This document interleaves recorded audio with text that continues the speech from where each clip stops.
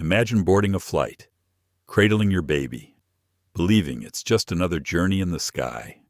But what if, instead of comfort, you're met with humiliation? What if the very people sworn to protect passengers turn against you? This is the story of Naomi Carter, a strong, calm, deeply resilient mother who thought she was simply flying home. But on Skylink Flight 37, one slap changed everything. Struck while holding her infant daughter, Naomi found herself at the center of a storm that would shake an entire airline, expose hidden prejudices, and ignite a national conversation. How does a single act of cruelty ripple into history? How does a woman transform humiliation into strength, silence into voice, and fear into a movement? And what happens when the world discovers that her husband is not just a fellow passenger, but the man who owns the very airline where this injustice unfolded? Stay with us as we unravel betrayal, power, and the quiet fire of dignity that refused to be extinguished. If this story moves you, don't forget to like, share, and subscribe, because what you're about to hear will not just shock you, it will make you question the world we live in. The cabin of Skylink Airways. Flight 227 was humming with the low chatter of passengers settling into their seats. First class was supposed to be calm, a bubble of quiet before the roar of the engines carried everyone across the country. Naomi Carter had chosen this route carefully, late afternoon, less crowded, hoping her 6-month-old daughter, Luna, would sleep through most of the flight. She adjusted the baby's soft pink blanket and whispered, "We're going to be fine, sweetheart. Just a few hours and then home." Naomi's voice was calm, almost melodic, though inside, she was bracing herself. Flying with a baby was never easy. People judged, people stared, but she had faced worse before. The moment of peace shattered. A sharp sound cracked through the air, louder than the murmur of boarding passengers, louder than the hiss of air conditioning. A slap. For one suspended second, silence spread across the cabin. Naomi's cheek burned. Her head had snapped to the side, but her arms instinctively tightened around Luna, protecting her. The baby whimpered, startled but safe. Standing before her was Madison Clark, the flight attendant assigned to first class. Madison's uniform was crisp, her smile gone. Her eyes narrowed with a fury that seemed to ignite the whole row. "You people think you can just disrupt everything," Madison hissed, though her words trembled with the adrenaline of what she had just done. "You don't belong here." Passengers gasped. A man in a business suit sitting across the aisle raised his phone higher. "Recording." An older woman clutched her pearls and muttered, "Good for her." Some parents don't know how to control themselves. Naomi did not shout back. She did not curse. She did not rise from her seat. She only turned her face slowly toward Madison and met her eyes. Her cheek was red, her dignity bruised, but her voice was steady. "I am holding a baby," Naomi said. That was all. No shouting, no fury, just those words, as measured and sharp as a blade. The restraint unsettled some of the onlookers. People expected chaos. They expected the stereotype anger, shouting, security dragging her away. Instead, Naomi's calm left a strange tension hanging in the air. Madison, thrown off balance for only a heartbeat, doubled down. "You refused to follow instructions. You were being loud. You endangered the peace of this cabin." Naomi's mind was racing, but her voice did not waver. "I was humming to my daughter. To keep her calm. That is not a crime." A younger passenger 2 rows back raised her phone, whispering into TikTok Live. "Y'all, this is insane. I think the flight attendant just slapped a mom with a baby in her arms." Her audience was small at first, just a couple hundred, but it was growing by the second. Naomi closed her eyes for a moment, centering herself. She thought of her husband, Dominic. How many times had he told her, "Naomi, the world will test you, but you are stronger when you remain steady. Never let them drag you down into their chaos." She held on to those words like a lifeline. Luna's small fingers gripped her blouse, her innocent brown eyes blinking up at her mother, sensing the tension, but not understanding. Naomi kissed the baby's forehead. That simple act grounded her more than anything else could. The passengers, though, were not grounded. A ripple of judgment moved through the rows. A businessman shook his head and muttered, "Entitlement at its finest," holding everyone up. An elderly woman, Helen Morris, spoke louder, so others could hear. "Some people buy a ticket and think it makes them equals, but respect is earned." Naomi heard every word, though she kept her gaze forward. She wondered if Luna would grow up in a world where her worth would always be questioned first, her dignity always assumed negotiable. Madison radioed into her intercom, her voice clear enough for all to hear. "Captain, this is first class. We have a disruptive passenger. She needs to be removed before we can depart." The cabin erupted with whispers. Some passengers clapped softly in approval, as though Madison had defended them personally. Others sat awkwardly, uncertain. Naomi said nothing. She traced the curve of Luna's tiny ear with her finger and breathed deeply. She knew what was coming. She had seen this play out before, not here, not on a plane, but in grocery stores, in office spaces, even at playgrounds. Accusations that stuck not because they were true, but because people expected them to be true. Her internal voice wavered for a moment. "Should I stand? Should I raise my voice? If I don't, will they think I'm weak? If I do, will they see exactly what they want to see?" She chose silence again. Not because she was weak, but because silence could sometimes be more powerful than words. Phones continued recording. Comments streamed on TikTok. "She looks so calm. Why would she be called disruptive, bro? That flight attendant is wild. What did I just watch? No way this is real. First-class drama at 30,000 feet before takeoff." Naomi heard none of it.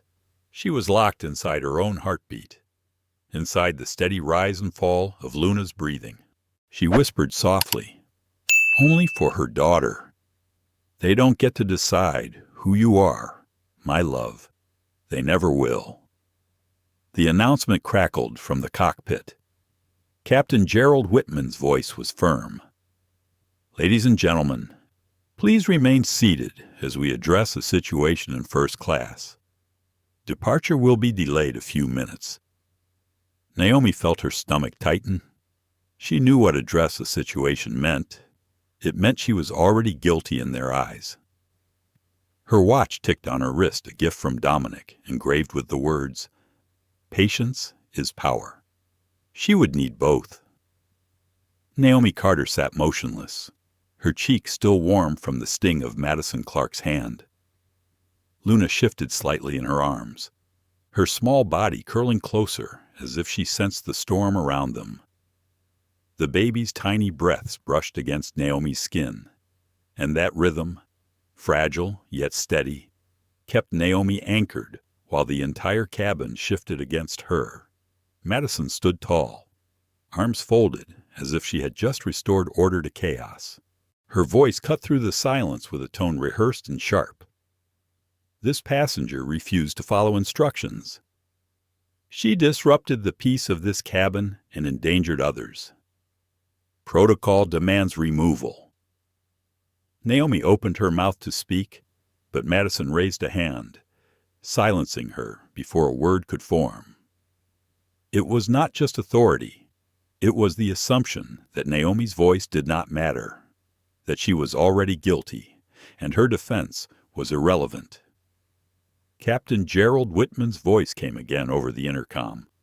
"Security has been notified. Please remain seated. We appreciate your patience." The businessman across the aisle, Ethan Cole, typed quickly on his phone, his words flowing into an online aviation forum, currently on Skylink 227. Drama in first class. Black mom with a baby causing disruption. Attendant had to step in. Departure delayed. Unreal. He glanced at Naomi with a smirk that blended annoyance and satisfaction, as though her humiliation was his entertainment for the afternoon. Behind them, Helen Morris leaned forward, her voice intentionally loud so others could hear. "It's always the same. Rules don't apply to some people. They think they can just sing and talk and disturb everyone else. First class should be for people who know how to behave." She said the word behave with particular weight, as though Naomi were a child in need of discipline rather than a paying passenger holding an infant. Naomi heard it all. She let it pass through her ears like water slipping past stone.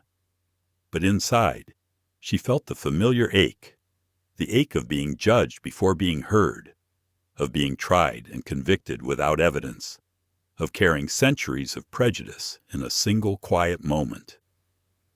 She remembered the whispers in grocery stores when she reached for formula, the eyes in boardrooms that scanned her skin before her resume, the moments at the park when Luna's cries drew looks that were harsher than any words. Every moment seemed to condense into this cabin, this instant, this slap that echoed far beyond her cheek. She looked down at Luna. "Shh, baby girl," she whispered, her voice soft as a lullaby. "We're going to be okay." She hummed gently, the same melody she had been humming before Madison struck her, the melody that had sparked the accusation of disruption. Luna's eyes fluttered closed, the song weaving safety around her in a world that offered so little. But the passengers did not see love in Naomi's song. They saw disruption. They saw defiance. They saw what they had been trained to see. Sophia Ramirez, the college student in row 3, angled her phone carefully to capture both Naomi and Madison. Her livestream audience climbed past 5,000 tears. "Guys, this is wild. The mom is just sitting there. She's not even yelling. But the flight attendant is saying she's disruptive. I don't know. This feels wrong." Comments flooded in. "She got slapped. I swear I heard it. Why isn't anyone helping her? Nah, she looks calm. Something's off with that attendant. Bro, I'm hooked. Keep streaming." Naomi could not hear the comments, but she could feel eyes on her. The cabin was a jury, and every glance was a verdict. She sat straighter, refusing to shrink into her seat. Dignity was all she had, and she would not surrender it, not here, not now. Madison pressed her radio again. "Captain, security ETA 5 minutes. Passenger remains non-compliant." Her words were cold, official, stripped of context, framed for record rather than truth. She smiled faintly, as though reassured that her version of events would be the one remembered. Naomi considered speaking, defending herself, demanding witnesses acknowledge what they saw. But another voice whispered inside her mind. Dominic's voice, steady and unshakable. "Naomi, the truth needs no shouting. Let them reveal themselves. Then speak when silence becomes impossible."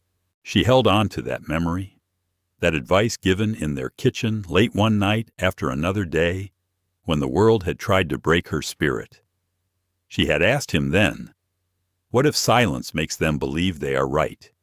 He had answered, "Silence is not surrender. It is preparation. Speak when the time will matter most." Still, doubt pressed heavy on her chest. What if this silence only condemned her further?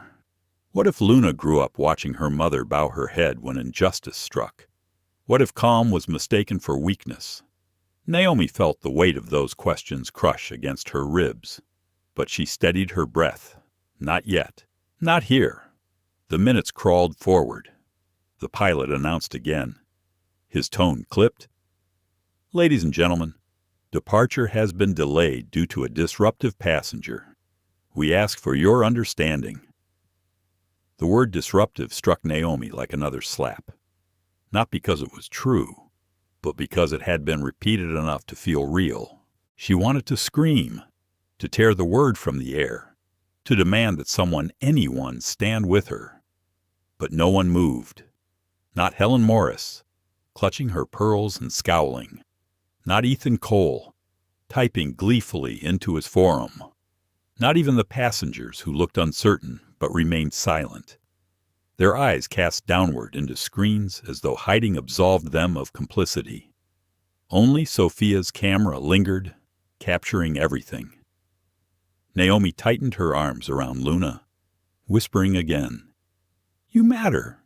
You always matter, even when they don't see it." The baby's small hand brushed Naomi's face, innocent and trusting, and Naomi blinked back the heat in her eyes. She would not cry, not here. Tears would not be weakness, but she refused to give them that satisfaction.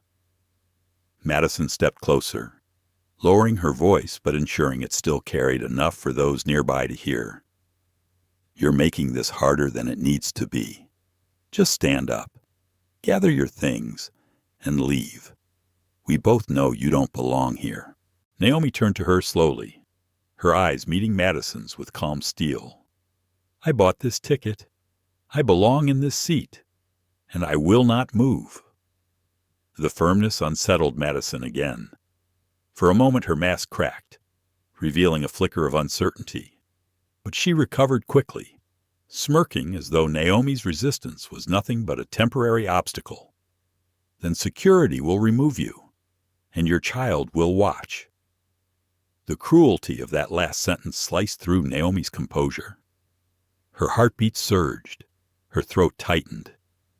She glanced at Luna's tiny face, peaceful in slumber, unaware of the cruelty being spoken over her. Anger flared within Naomi, a fire demanding release. But she breathed through it, in and out, steady as she had learned to do. She would not erupt. She would endure. And when the time came, she would speak with more power than shouting could ever hold. Sophia's live stream hit 15,000 viewers. Comments flew across the screen. "She's so strong. Why is no one helping her? That attendant is out of line. Captain better fix this or Skylink is done. Where's the husband? Someone needs to sue." The cabin lights dimmed slightly as crew prepared for departure, though departure was slipping further away with every passing second. Naomi closed her eyes. 10 minutes had become 15. The countdown ticked louder in her mind.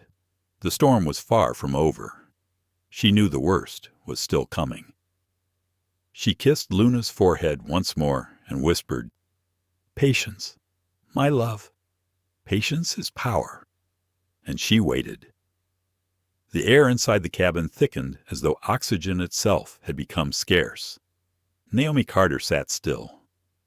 Luna's soft breathing pressed against her chest, while the murmurs around her grew louder. The slap had been only the beginning.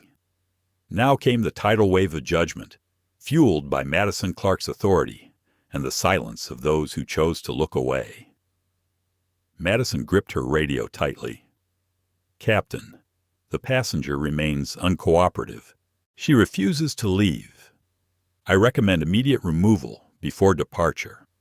Her voice rang with confidence, as though the verdict had already been written. Naomi's eyes stayed forward. She had learned long ago that sometimes silence was the only shield against people who twisted words into weapons. She could almost hear Dominic's advice in her head. Let them speak themselves into a corner. The truth will reveal itself if you let it. but silence did not stop the stares. A businessman 2 rows behind shook his head in exaggerated disapproval. A young couple whispered, their eyes darting at Naomi as though she carried a contagion. Helen Morris, the elderly passenger, sighed loudly enough for everyone to hear and muttered, "If this plane doesn't leave on time, I know exactly who to blame." Naomi swallowed hard. Her throat burned with words begging to escape, but she held them back. Not yet. She kissed Luna's forehead again, humming softly. Her baby stirred, then quieted, the melody wrapping them both in fragile calm. Ethan Cole leaned over to Madison with a conspiratorial tone. "You're doing the right thing. These people think rules don't apply to them." He raised his phone again, recording. To him, Naomi was not a mother protecting her child. She was content, a moment to be consumed, twisted, and shared. Madison's lips curled into a satisfied smile. Authority was intoxicating, and she wore it like armor. "Thank you, sir. We cannot allow this kind of behavior in first class. Standards must be maintained." Sophia Ramirez, still live-streaming from her seat, frowned into her camera. "This doesn't feel right. She's literally just sitting there with her baby. Like, what behavior? She hasn't raised her voice once." Her viewers climbed past 20,000, comments flooding in. "That flight attendant is power tripping. Why isn't the captain checking himself, bro? This is discrimination live. Stay strong." "Mama." Naomi couldn't hear the stream, but she sensed the weight of eyes beyond the cabin, unseen but growing. Something inside her whispered that this moment was bigger than herself, yet at the same time, she was simply a mother trying to protect her child from strangers' cruelty. The paradox pressed heavy on her chest. The intercom clicked again. Captain Gerald Whitman's voice firm and clipped. "Security has been requested. Please remain calm. We will handle this situation swiftly." His words were meant to reassure the passengers, but to Naomi, they felt like a sentence. Swiftly meant without question. Handle meant silence her truth. Situation meant erase her humanity. 2 uniformed air marshals appeared at the cabin entrance, their presence drawing a ripple of applause from some passengers. Their polished shoes tapped against the carpet as they moved forward, authority radiating from every step. Madison straightened, standing taller, her smirk widening as if victory were already in her grasp. Naomi's heart pounded, each beat heavy with dread. She adjusted Luna in her arms, shielding her small body instinctively. 1,000 thoughts collided in her mind. Would they drag her out in front of her baby?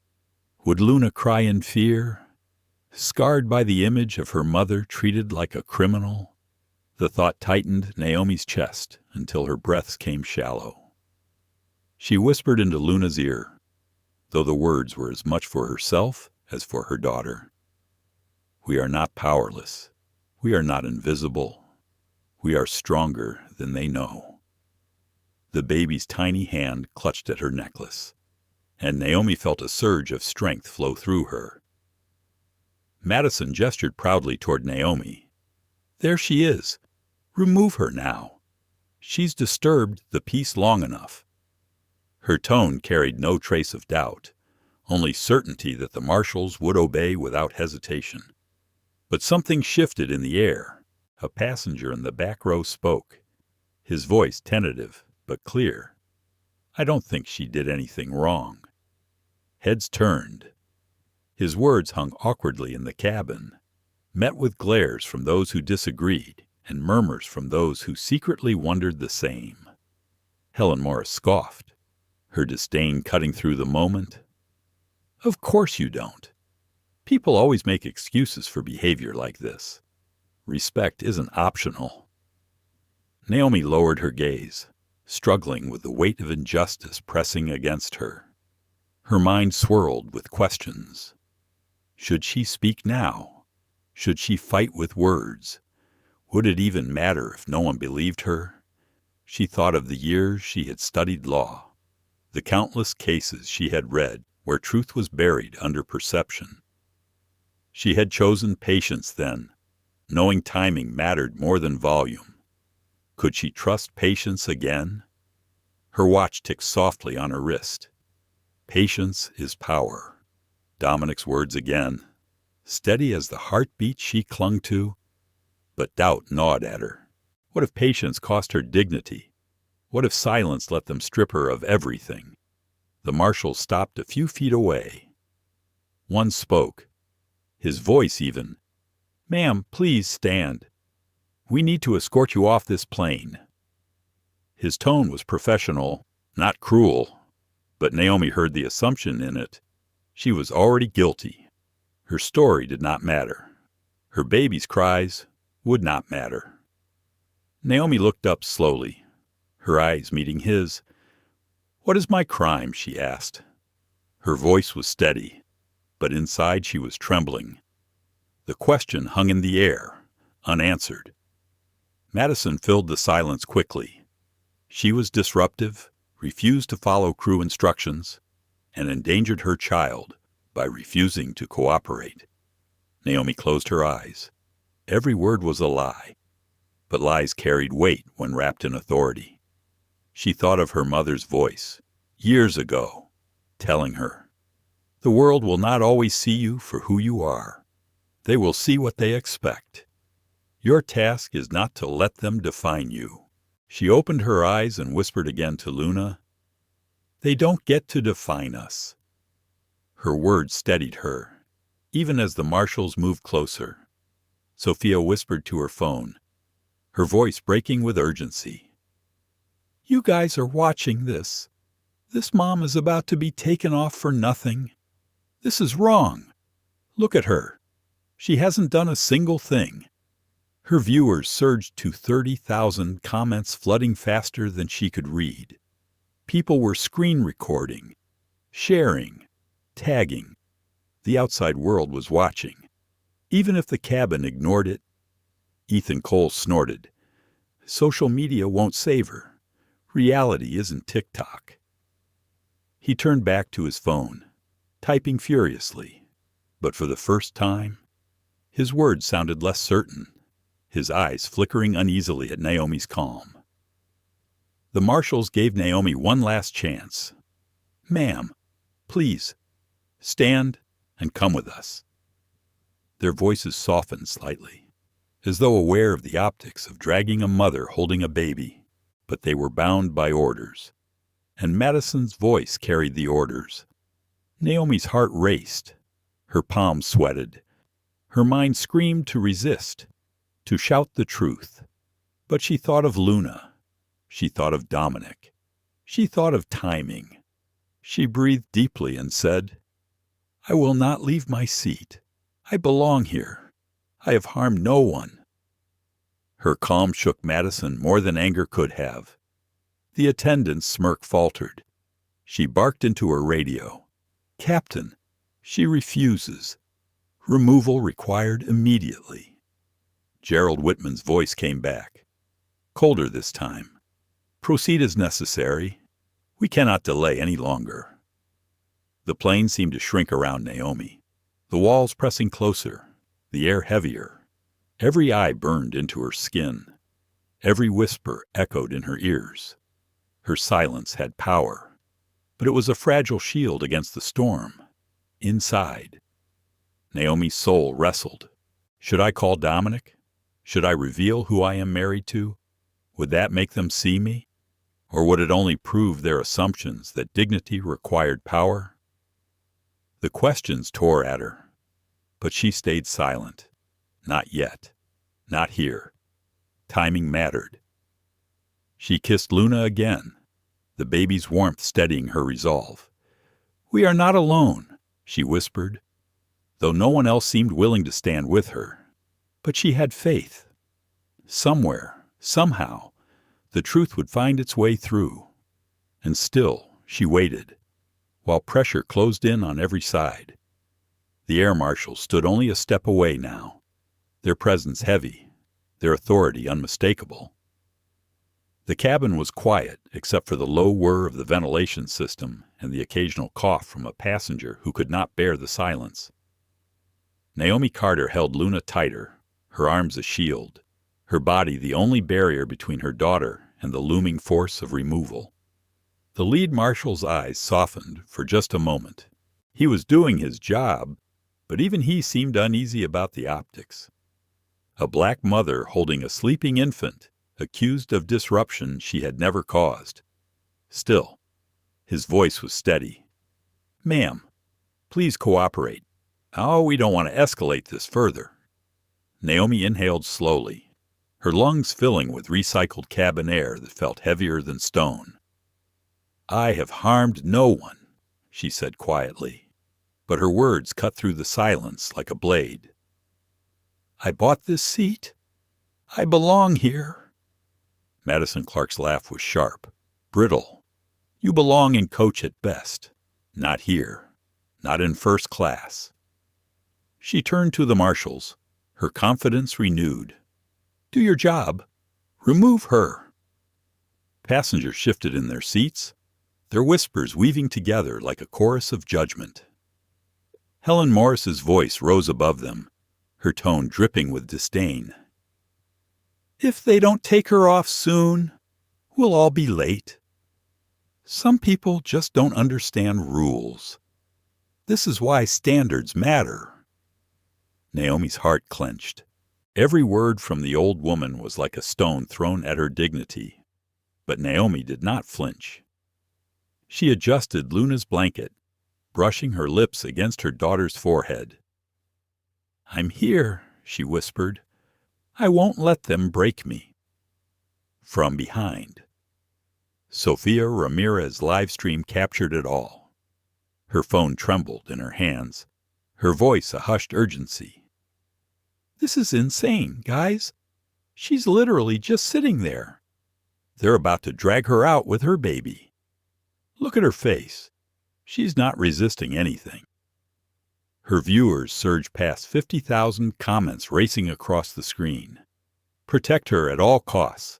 That attendant is abusing her power. Naomi is calm as a saint. Wow. This will blow up. Mark my words." But inside the cabin, Naomi still felt alone. The passengers were a silent jury, most unwilling to intervene. Ethan Cole leaned back in his seat, shaking his head with amusement. He typed furiously into his phone, posting another update: security here now. Mom still refusing. Can't wait to see her removed. First class deserves better. Naomi caught the flicker of his smirk and turned her gaze away. She would not let his satisfaction pierce her resolve, but a seed of doubt crept in. Would silence be enough, or would they remember her only as the woman who sat quietly while the world judged her guilty? The marshals stepped closer. "Ma'am," one said gently, "if you don't stand, we'll have to remove you ourselves." His eyes flickered toward Luna. "We don't want to frighten your child." The words sliced Naomi's composure.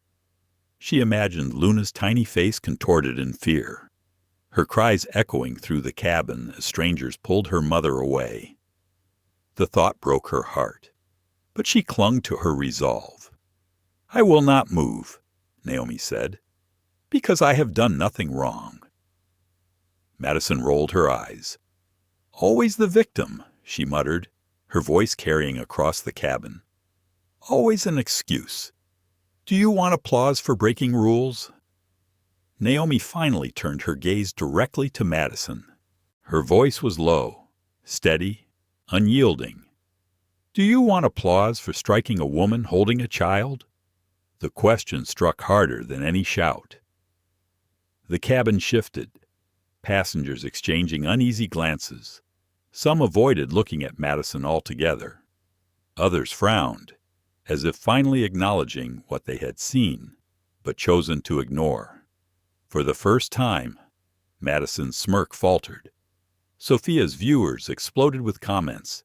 She said it. Finally. Boom. Attendant is done. This woman is a queen. So much composure. But Madison quickly recovered. Sneering. No one saw anything. Everyone knows you are out of control. You're just trying to twist this. Naomi's jaw tightened. She could feel her pulse in her temples, her body begging her to shout, to scream, to unleash the rage building inside. Yet she held it back. She remembered Dominic's words. Patience is power. She would not waste her strength on Madison's lies. The captain's voice came over the intercom once again. Colder. Clipped. This is your final warning. Passenger in seat 2A must comply immediately, or we will be forced to remove her by security. His authority filled the cabin, leaving no room for doubt. A countdown had begun. Naomi could feel it pressing against her chest. Each second, another grain of sand slipping through the hourglass. Her inner voice screamed questions. Should she call Dominic, now reveal who she was married to? Would they even believe her, or would they twist it into another accusation that she was entitled, that she wielded her husband's power to avoid consequences? Her hand hovered near her phone in the seat pocket. The temptation was strong, almost unbearable.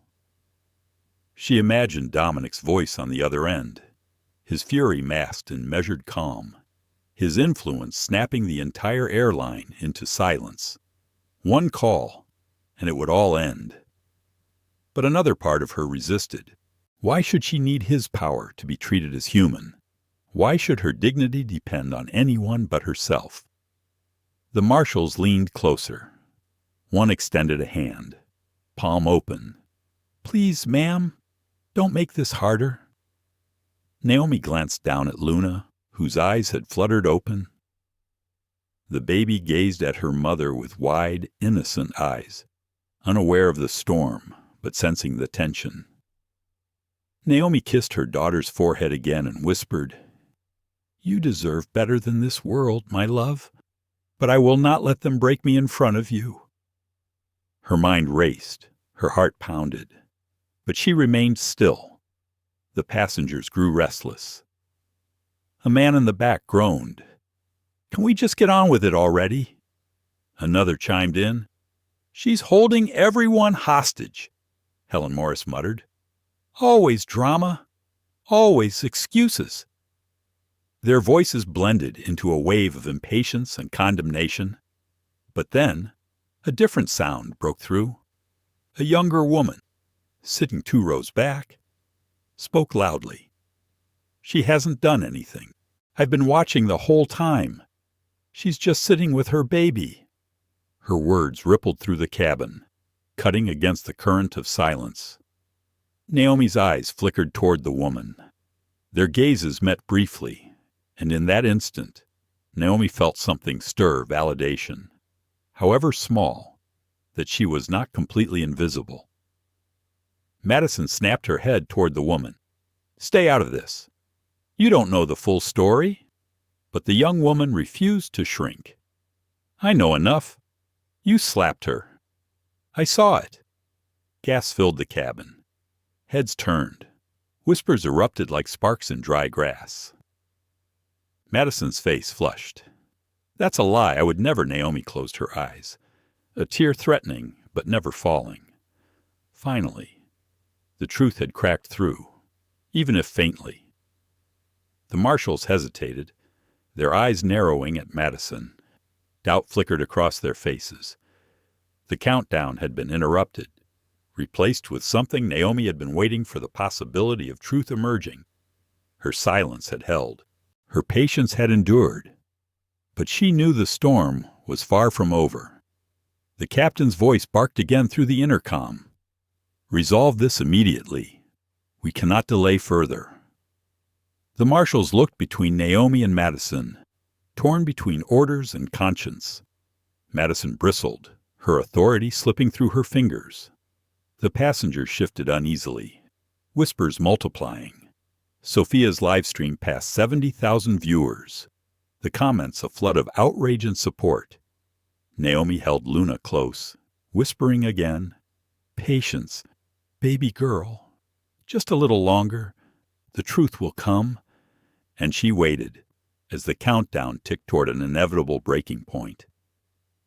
The young woman's voice still hung in the air, louder than the captain's orders, louder than Madison's confidence. "I saw it. You slapped her." The words were simple, but they cut through the cabin like a blade. For the first time, Naomi Carter felt the weight begin to shift, however slightly. Madison's eyes narrowed, her jaw clenching. "That's absurd. Why would I slap a passenger, especially one holding a baby? That's a dangerous lie." She looked around as though seeking validation from the other passengers, but the silence that met her was heavier than before. The marshals paused, exchanging looks that carried hesitation. One of them cleared his throat, his voice careful. "Ma'am, can you confirm what you saw?"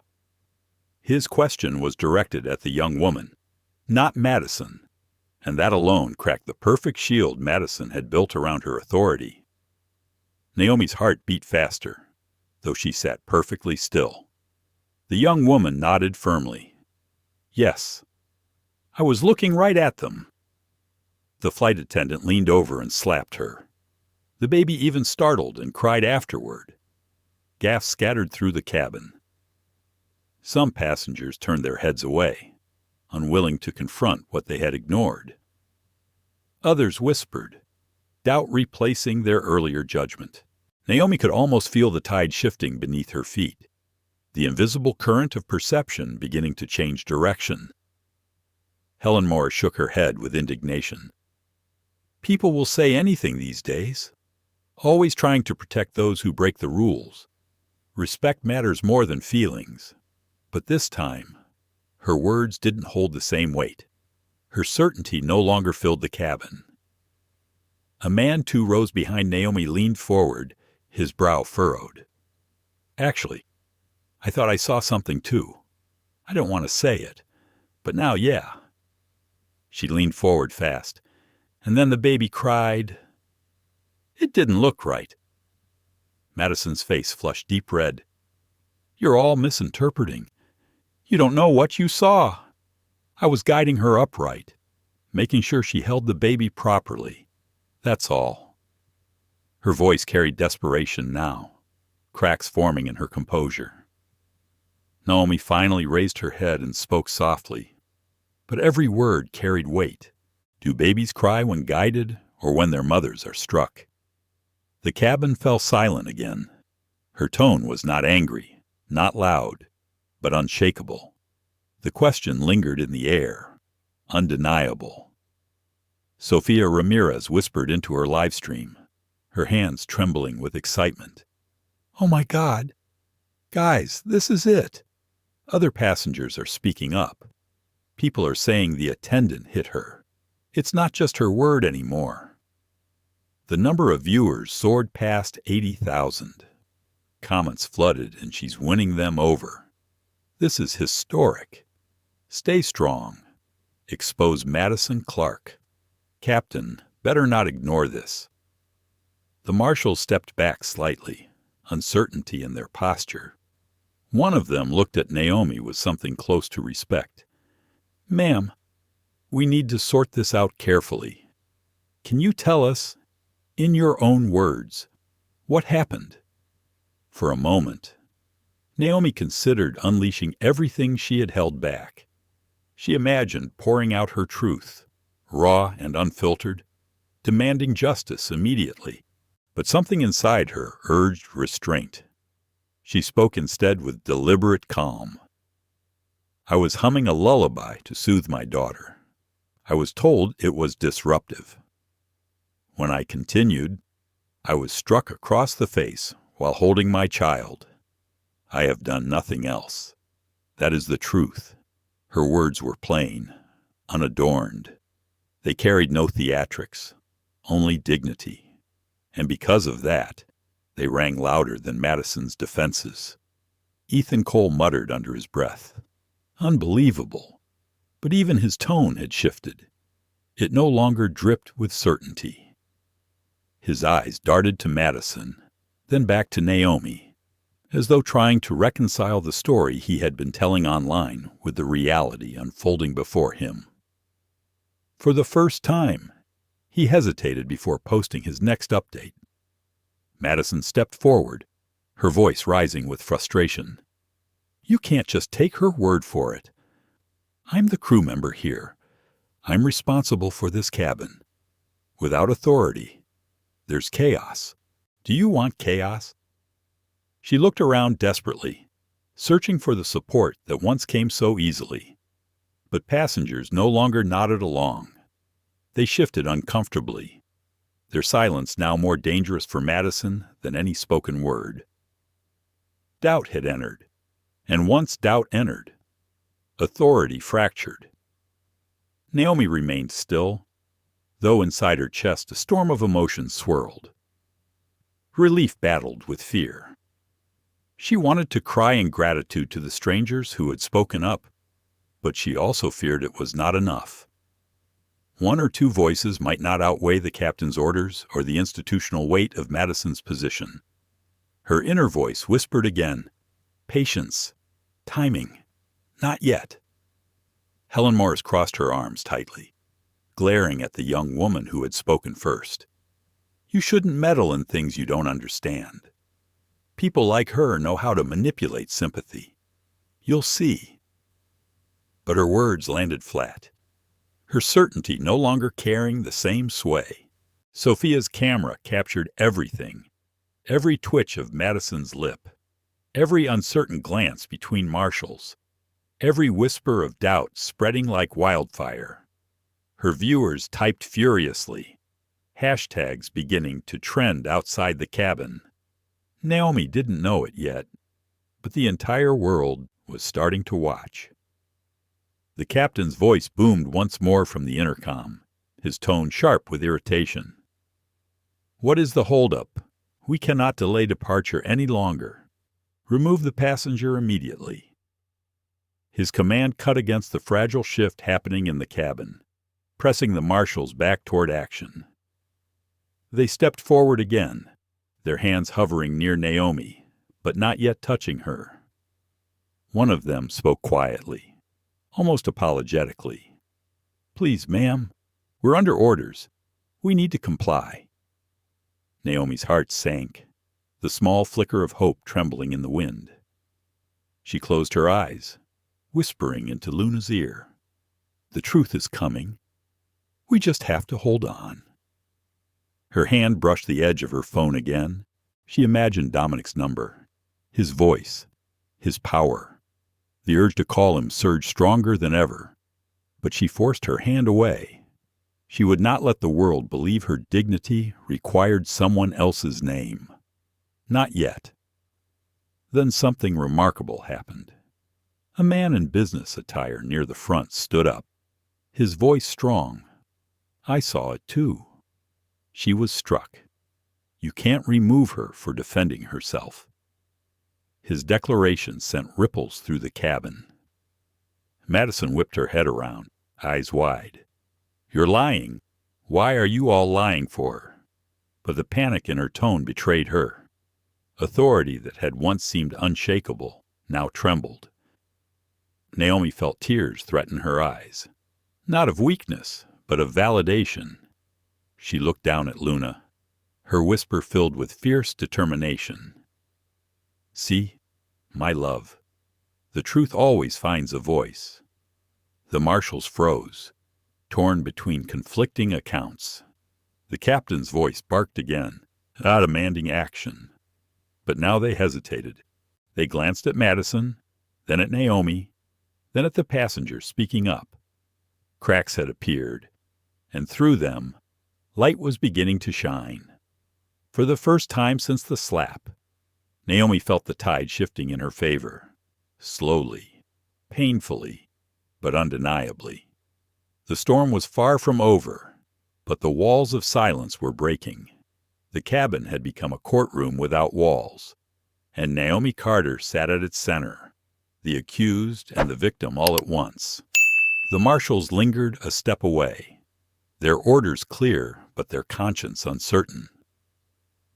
Madison Clark's face was flushed with rage, her voice cutting through the murmurs. "This is ridiculous. You're going to believe them over me? I'm the one in uniform. I am the authority here." The young woman who had spoken first didn't back down. Her voice quivered, but her conviction held. Uniforms don't excuse violence. The businessman near the front nodded in agreement, his gaze fixed firmly on Naomi. Each new voice made Madison's grip on the narrative slip further. Still, the captain's command hung heavy. His voice echoed in everyone's minds. Remove her immediately. Authority pressed against conscience, and the marshals stood caught in the middle, frozen by uncertainty. Naomi felt the tension squeeze her chest. She looked down at Luna, whose wide eyes searched her face for reassurance.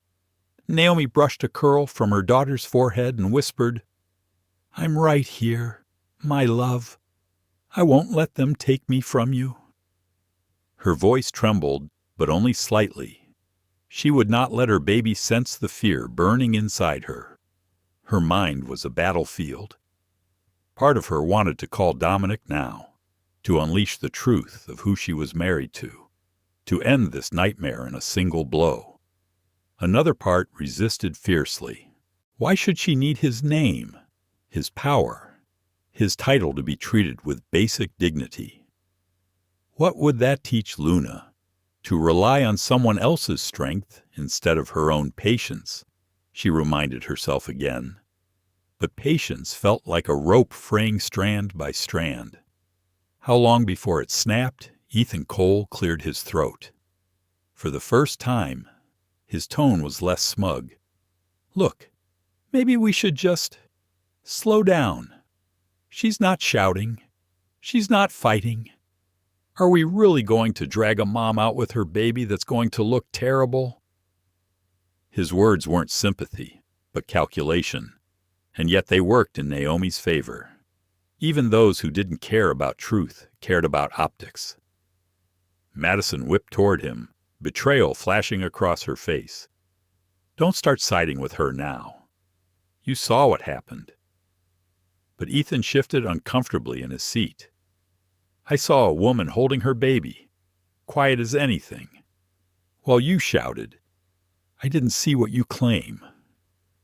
The doubt in his voice was small, but it was enough. Naomi saw it, Madison's armor cracking further. Sofia Ramirez's livestream comments exploded. The viewer count passed 100,000. People were screen recording, reposting, demanding accountability. Hashtags with Naomi's name began trending outside that cabin, though Naomi had no idea yet that the world was rallying behind her. Naomi felt her throat tighten with emotion. She had been alone only minutes before, drowning in a sea of judgment. Now! Tiny sparks of truth were appearing like stars against the darkness. Still, the marshal stood ready. Still, the captain's command pressed down like a hammer. Madison straightened, her voice shaking, but still loud. "You're all being manipulated. This is what they do. Twist sympathy, twist reality, make themselves the victim. Don't fall for it." The word they echoed in Naomi's mind like poison. They, as if she and her daughter were not human, but a category, a problem, an inconvenience to be dealt with. Her lips pressed tightly together, her body trembling. She wanted to scream. She wanted to stand and unleash years of swallowed pain, of injustice ignored, of dignity denied. But she didn't. Instead, she drew a deep breath and whispered to herself, "Patience is power. Patience is strength." But patience was no longer enough. She knew it. The storm had reached its peak, and silence might no longer protect her. The marshal closest to her side, glancing nervously at Madison. "Ma'am, We can't hold this any longer. Please, for your child's sake, just come with us." Naomi closed her eyes. Her heart pounded. Her hand hovered over her phone again. The temptation overwhelming. One call to Dominic, and everything would end. She imagined him answering, imagined his quiet fury, imagined the way Madison and Captain Whitman's faces would drain of color when they realized who she was. But then she looked at Luna. Her daughter's eyes were wide and trusting, too young to understand, but old enough to remember fear. Naomi thought of the lesson she wanted to leave in her child's heart, that even when the world pressed you down, you could stand tall with dignity, that you did not need borrowed power to be worthy of respect. Her decision crystallized in that moment. She would speak. Naomi lifted her head, her voice calm but filled with steel. "Enough." The word was soft, but it carried through the cabin like thunder. Conversations halted. Eyes turned toward her. Even Madison froze. Naomi's gaze swept across the passengers, steady and unflinching. "I have sat here quietly. I have endured humiliation and lies while holding my child. I have been treated as guilty without cause, as less than human, but I will not sit silent any longer." Her voice rose, not in anger, but in truth. "This woman struck me while I held my baby. And when I stayed calm, she lied. And you, all of you, chose to believe her lies over what you saw with your own eyes." A ripple of discomfort spread through the cabin. Naomi pressed on, her words deliberate. "You clapped when security was called. You muttered that I was the problem. You were ready to let me be dragged out, baby in my arms, without question, because it was easier to believe the woman in uniform than the black mother holding a child." Gasps scattered. Some looked away in shame. Others bristled with denial, but no one could escape the truth of her words. Naomi's voice softened, but her eyes gleamed with fire. "I will not leave. I will not be erased. Not for her lies. Not for your convenience. Not for anyone." The silence that followed was thick and unshakable. Even the air marshals hesitated, their hands dropping slightly to their sides. Madison's mouth opened and closed, but no words came.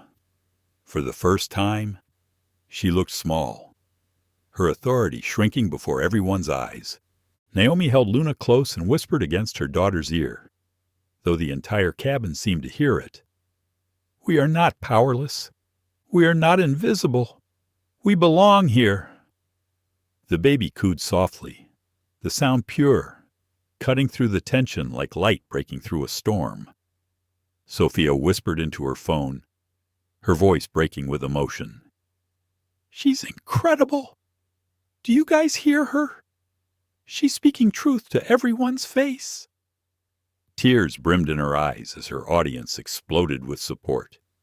The marshals looked at each other, caught between orders and conscience. One of them finally spoke, his tone subdued. "Captain, we may need to reassess. There are conflicting accounts." Madison nearly shrieked, her composure gone. "No. She's manipulating you. She's manipulating everyone." But her words rang hollow now.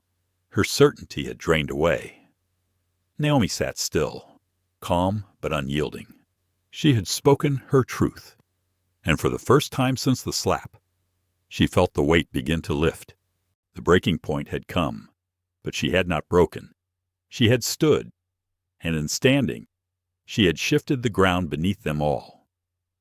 For a long moment after Naomi Carter's words, the cabin was suspended in silence.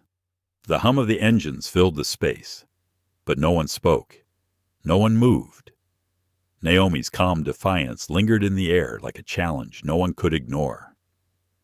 Madison Clark finally broke the stillness. Her voice was sharp, brittle, almost shrill. You're all letting her manipulate you.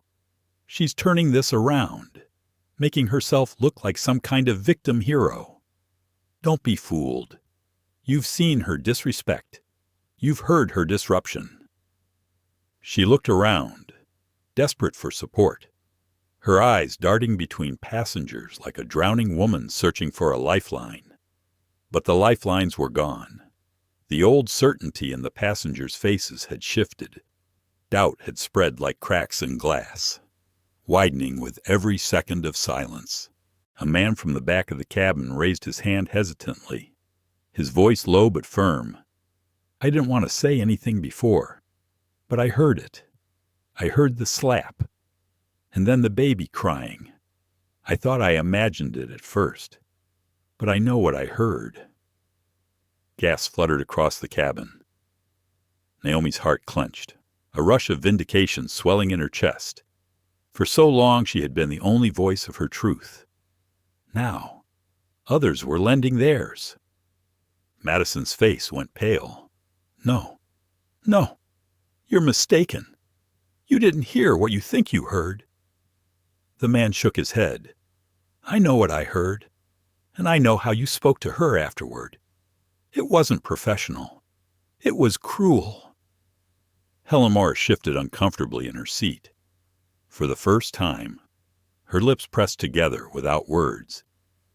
She glanced toward Madison, then away, her certainty dimming. Sofia Ramirez's livestream audience ballooned to nearly 150,000 viewers. Her whispers carried excitement and awe. Do you see this? Guys, one by one, people are coming forward. She's not alone anymore. Her comment section flooded. This is a revolution in real time. Naomi is a queen. Expose the lies. This airline is done. Naomi sat tall, her eyes shining with restrained emotion. She wanted to cry, to let out the storm she had held inside, but she forced herself to remain steady. This was bigger than her now, bigger than her baby, bigger than the slap. The marshal closest to her adjusted his stance, his voice careful. Captain, we're getting conflicting reports from multiple passengers. We can't proceed until we sort this out. The captain's voice boomed over the intercom, irritation sharp. I gave an order. This delay is unacceptable. Remove the passenger. But the marshal didn't move. Neither did his partner. They exchanged a look, their hesitation stretching into defiance. Naomi exhaled, a wave of relief mixing with anxiety. The tide was turning, but tides could shift again without warning. She pressed her lips against Luna's head and whispered, We're not alone anymore, baby girl. Ethan Cole finally spoke again, his earlier smugness gone. You know, I posted about this, made it sound like she was causing trouble, but looking at it now, I think I might have gotten it wrong. His words were reluctant, but they mattered. A confession of doubt from someone who had mocked her. Madison spun toward him, fury twisting her features. You don't get to change your story now. You saw her. You know she was out of line. But Ethan shook his head slowly. What I saw was a mom holding her baby. What I see now is a crew member who won't stop yelling. His eyes met Naomi's briefly. For the first time, there was no disdain in them, only unease, maybe even regret. Madison's hands trembled. Her authority, once absolute, was dissolving in front of everyone. She turned to Helen Morris, her last hope. Tell them she was disruptive. Tell them she was breaking rules. But Helen hesitated. Her voice was softer now, uncertain. I don't know anymore. She looked down at her lap, her shoulders hunched as though ashamed. That hesitation was the final crack. Naomi felt it. The cabin had shifted. Where once she was an island, Now she was the center of a storm breaking open. Her voice came again, quiet but commanding. This is what happens when truth is denied. It festers until it cannot be ignored. You can cover it for a while. You can silence it with uniforms and authority. But eventually, it rises. And when it does, no one can stop it. The marshals stood straighter, their uncertainty replaced with resolve. One of them turned to Madison. "Ma'am, we need to ask you to step back. We'll conduct a full review once we land." Madison gaped at him. "What, you can't be serious. She's the problem, not me. I'm in charge here." But her voice cracked, desperation bleeding through every syllable. Passengers watched, their expressions no longer neutral, but skeptical, even hostile. The woman who had claimed authority now looked powerless. Naomi closed her eyes briefly, a tear sliding down her cheek. It wasn't victory, not yet, but it was validation. It was proof that silence had not been for nothing. Sophia whispered into her phone, her voice trembling. "This is history. Guys, we're watching justice unfold live." Still, Naomi's inner battle raged. Relief pulled against exhaustion. Vindication fought with grief. She had wanted so badly to endure with patience, to prove she could withstand without calling on Dominic's power. But part of her ached at how far things had gone, how close she had come to being dragged out, baby in her arms, while others watched. She whispered again to Luna, almost as if speaking to herself. "Strength isn't silence. My love, strength is knowing when to speak." Passengers who had remained quiet now began murmuring, louder this time, siding with Naomi. Words like unfair, unprofessional, and abuse floated in the air, no longer directed at her, but at Madison. Naomi felt the shift like a tide pulling back from shore. Authority had cracked. The current was turning in her favor, and yet, deep inside, she knew the storm was not finished. The captain's voice returned, cold and final. "Resolve this immediately, or I will ground this flight before it leaves." The marshals looked at each other again, then at Madison, then finally at Naomi. And in their eyes, Naomi saw it, the choice forming. She tightened her grip on Luna and whispered, "Whatever happens, we've already begun to change the story." The tide was turning. The storm was shifting, and Naomi knew this was only the beginning. The captain's voice still echoed in the passengers' ears like a judge's gavel. "Resolve this immediately, or I will ground this flight before it leaves." His words should have restored control, but instead they deepened the fracture already running through the cabin. The marshals stood rigid, torn between the command and the testimony unraveling Madison Clark's authority. Naomi Carter sat tall, holding Luna against her chest, her breath steady despite the storm in her veins. The murmurs among the passengers grew louder, no longer whispers but open discussion. People who had stayed silent were now exchanging looks, shaking their heads, glancing at Madison with suspicion. Madison raised her voice, desperation sharpening every word. "You're all making a mistake. She's manipulating this entire cabin. I am responsible for order. And if you undermine me, you undermine the safety of everyone on this plane." The businessman near the front stood again, his voice cutting through Madison's panic. "Safety doesn't include hitting a mother. You crossed the line. Stop hiding behind authority." Applause broke out from a cluster of passengers. It was small, scattered, but it pierced the silence with force. Naomi closed her eyes briefly, overwhelmed by the sound. For the first time, voices were rising not against her, but for her. Madison's hands shook. She turned to the marshals, her voice pleading now instead of commanding. "You have to remove her. Please, don't let this chaos spread. If passengers think they can question crew authority, flights will become impossible." The marshal nearest Naomi looked at her, then at Madison, then back again. His shoulders sagged. Authority isn't absolute, especially when it's abused. The words landed like a verdict. Madison's face went slack with disbelief. She opened her mouth to retort, but nothing came out. The passengers buzzed with approval, murmurs of agreement rippling like waves. Helen Morris shifted in her seat, her voice trembling. Maybe I judged too quickly." She looked at Naomi, her face red with embarrassment. "I'm sorry. I shouldn't have assumed." The apology was clumsy, reluctant, but it was something.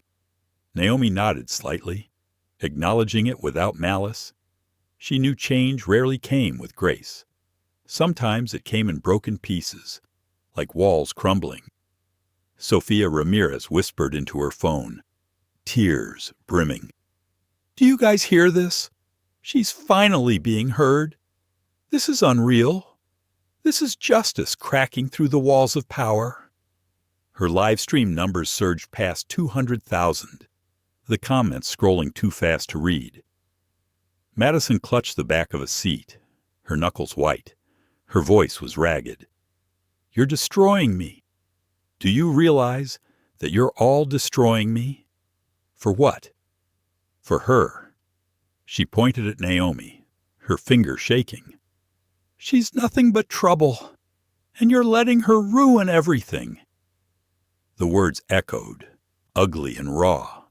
The passengers recoiled, the last remnants of sympathy draining away. Madison had revealed herself, stripped of professionalism, stripped of control. The collapse was no longer gradual. It was total. Naomi spoke quietly, her voice carrying across the cabin. "I never wanted to destroy anyone.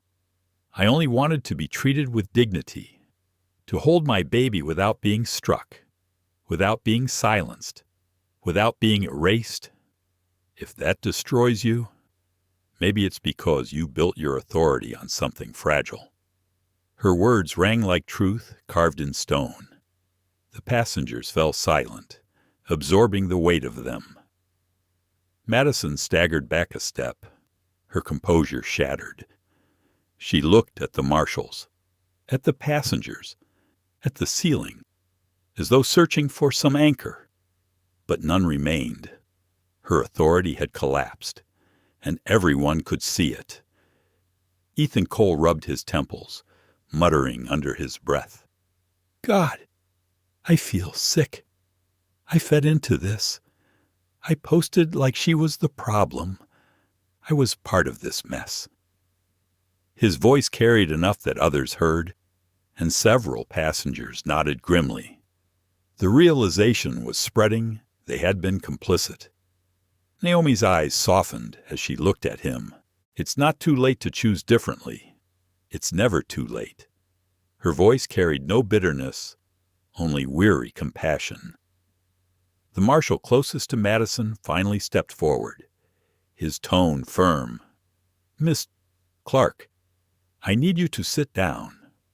We will document everything for a full investigation once we land. But for now, you are no longer in control of this cabin." Madison's mouth fell open. "You can't do this to me. I've worked here for 12 years. I've given everything to this job." Her voice cracked, pain spilling out. "If you take this from me, what do I have left?" Naomi felt a pang in her chest. Even as she held her ground, she saw Madison's humanity flash through the anger and prejudice.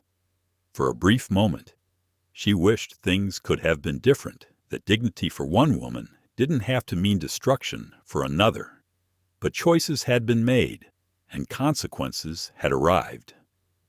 Passengers murmured louder now, some voicing support for Naomi, others expressing outrage at Madison. The tide had fully turned. Naomi was no longer the accused. She was the vindicated. Sophia's live stream caught every second. Her audience climbed past 250,000. Comments flew, "Madison's done.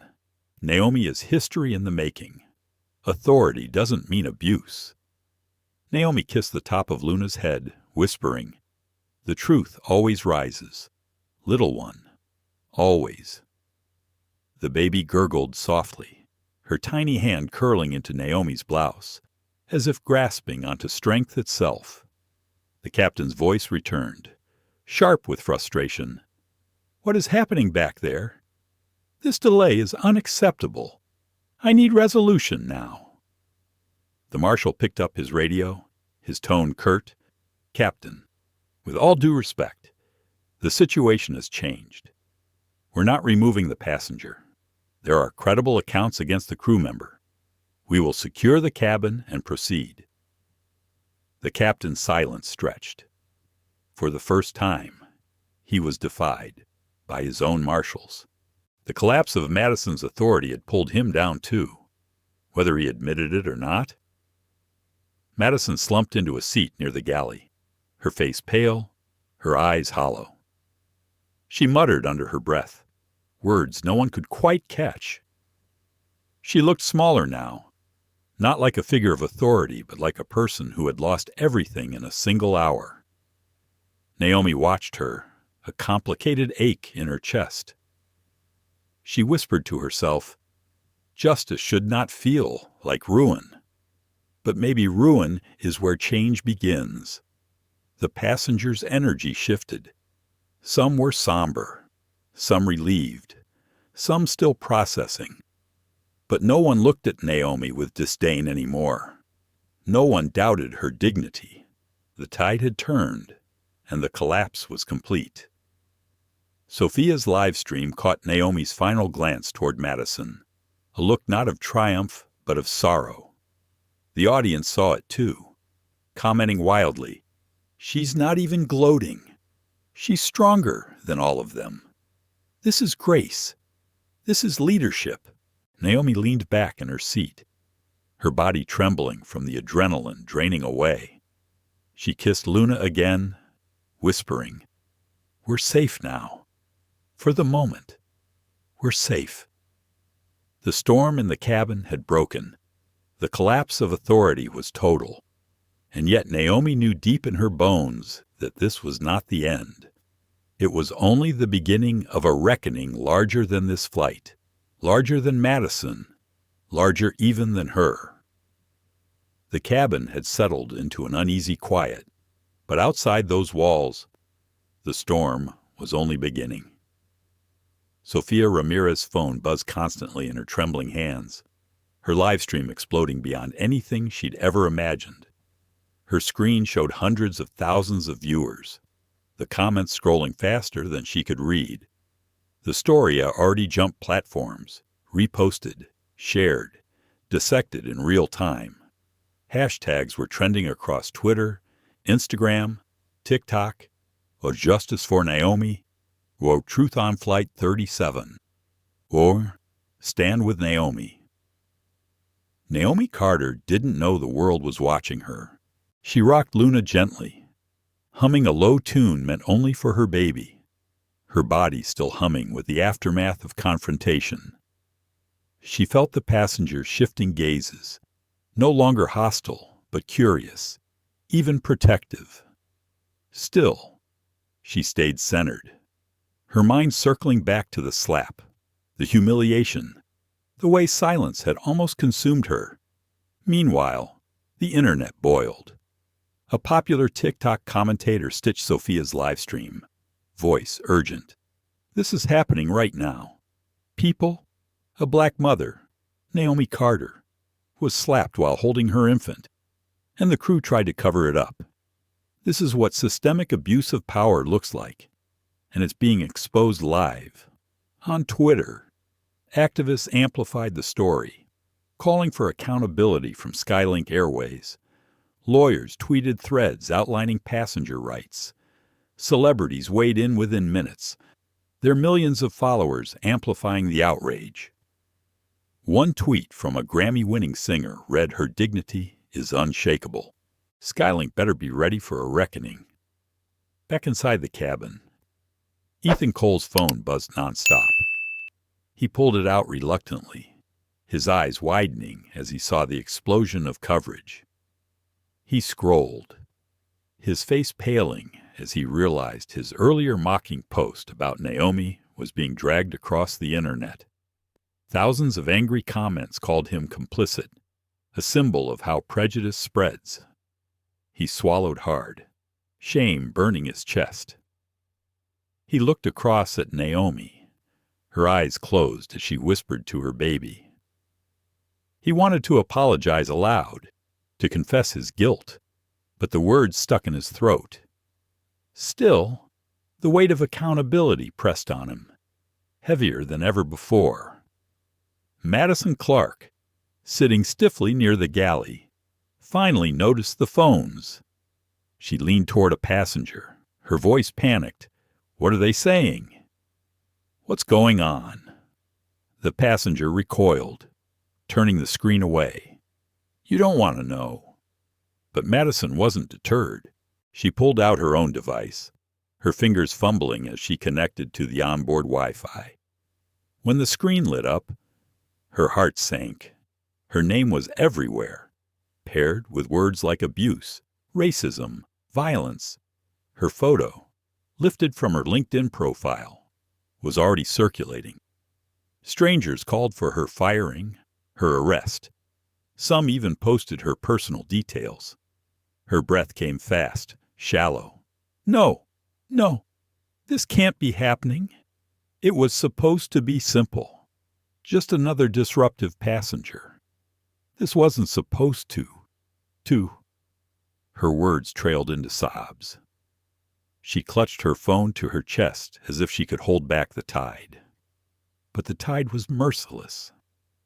Naomi opened her eyes at the sound of Madison's crying.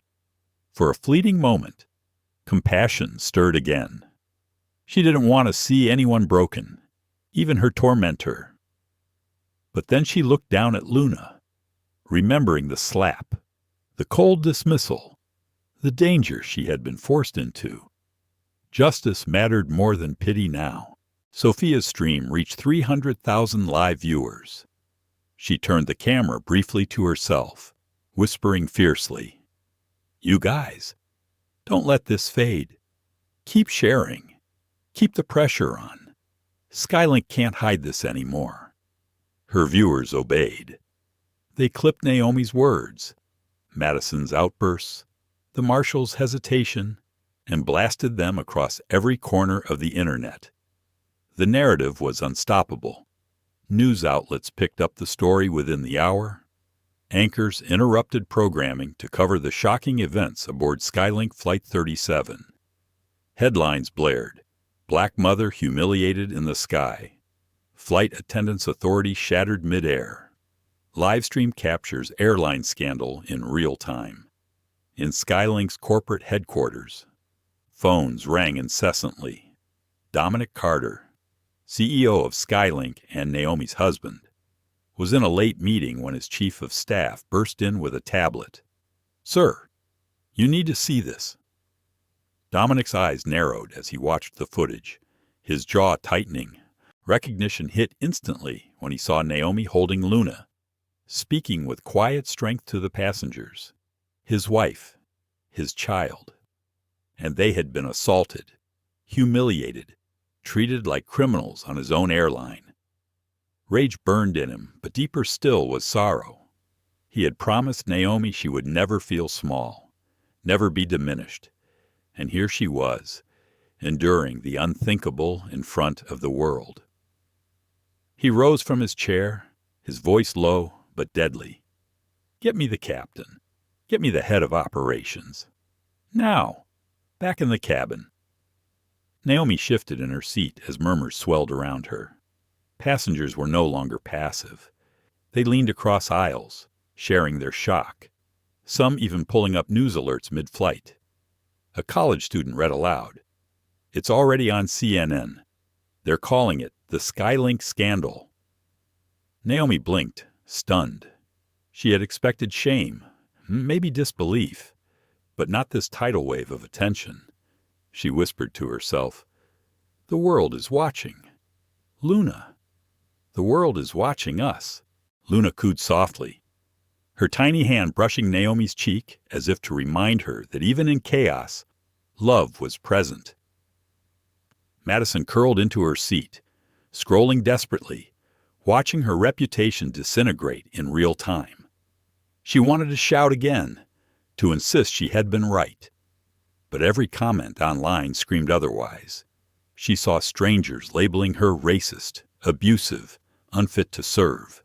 The weight of public opinion crushed her harder than any reprimand ever could. The marshals kept watch, their eyes now more on Madison than on Naomi.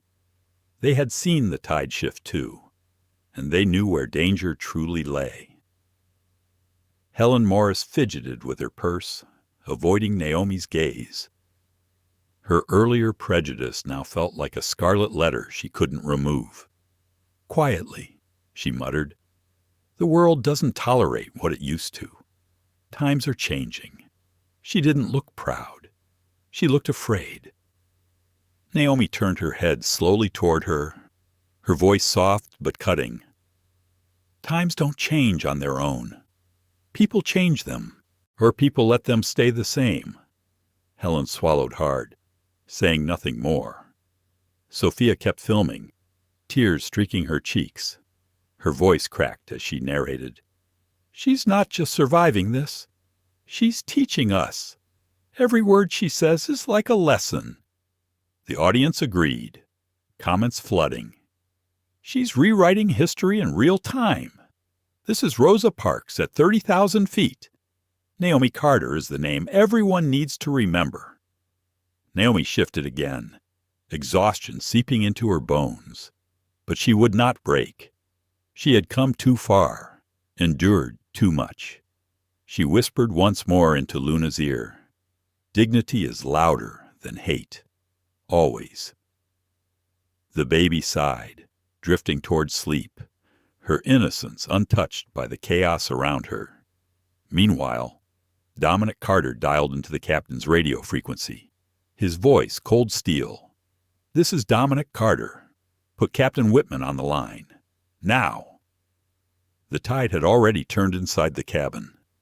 But now, the world outside was awake, and power itself was about to shift. The hum of the engines was steady, but inside the cabin, the air felt charged, almost electric. Passengers scrolled their phones, whispering updates to each other. Some watched Sofia Ramirez stream live, holding their devices high for others to see. The scandal had already spilled far beyond this cabin, but the epicenter of the storm was still here, with Naomi Carter rocking her baby in the aisle of Skylink Flight 37. Naomi's chest rose and fell in measured rhythm, though every part of her body ached with fatigue. She had fought for her dignity with nothing but her voice, her patience, and her presence. Yet she sensed something shifting again, not in the cabin this time, but somewhere larger, deeper, like tectonic plates beneath her feet. She was right. The marshal's radio crackled. A voice came through, crisp, commanding, laced with authority few dared question. "This is Dominic Carter.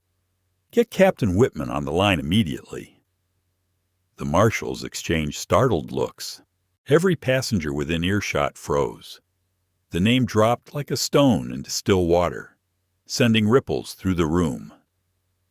Naomi's eyes widened slightly, her lips parting. She hadn't expected it, not yet. Not like this. The marshals fumbled with the radio, their tone suddenly deferential. "Captain, Mr. Carter's requesting your attention on the secure channel." The captain's voice returned, tight with irritation. "I'm in the middle of a security matter. Tell him he can wait until the voice on the radio cut through." Sharper. Colder. "No. Gerald, you You will listen now, or you will hand over your command." A collective gasp swept through the cabin. Passengers leaned in, wide-eyed, their phones raised higher, recording every syllable. Madison Clark sat bolt upright, her face blanching. Naomi closed her eyes briefly, pressing her cheek against Luna's soft hair. A swirl of emotions filled her: relief that Dominic knew, dread at what it meant, pride that he would not stay silent. She had wanted to carry this alone, to show her strength without his shadow. But now the shadow had arrived, and it was long. The intercom clicked, and Captain Whitman's voice came through, brittle and defensive. "Mr. Carter, this is highly irregular. I am in command of this aircraft, and your interference compromises my authority." Dominic's reply came slow, deliberate, like a hammer striking iron. "Your authority ended the moment you allowed one of my crew members to assault my wife while holding my daughter. Your authority ended the moment you tried to silence her, humiliate her, and drag her out as if she were a criminal. You have disgraced this uniform, Gerald. You have disgraced this airline, and you will answer for it." The cabin erupted, gasps, murmurs, hands covering mouths. Some passengers clapped instinctively, unable to contain the rush of vindication. Sophia's livestream audience spiked again, comments flying in her husband owns Skylink. This is a movie playing out live. Dominic Carter is a legend. Naomi remained still, her face composed, though her heart pounded. She had dreaded this moment, feared the story would shift from her strength to his power. But she couldn't deny the justice in his words. He wasn't erasing her voice. He was amplifying the truth she had already spoken. Madison's hands shook violently. She whispered to herself, "No, no, this isn't real. She can't be. She can't be his wife."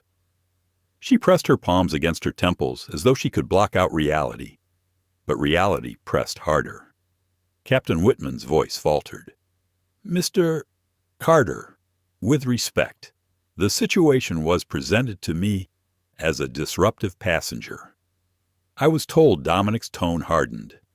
"You were told lies, and you believed them because it was easier than confronting the prejudice in your own ranks. Do not excuse cowardice as procedure. Do not confuse bias for discipline. You will hold this aircraft steady. You will ensure my wife and daughter are safe, and you will prepare for the consequences when we land. Am I clear?" There was a long pause. Then, begrudgingly, the captain replied, "Clear." The silence that followed was thick, broken only by the sound of passengers applauding.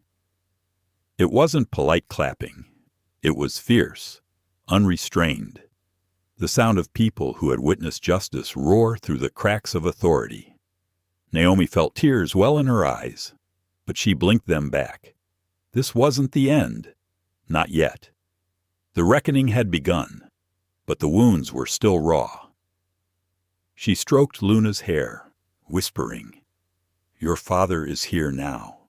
But remember, love, it was our voice that started this. Ours." Sophia's voice shook as she narrated for her viewers.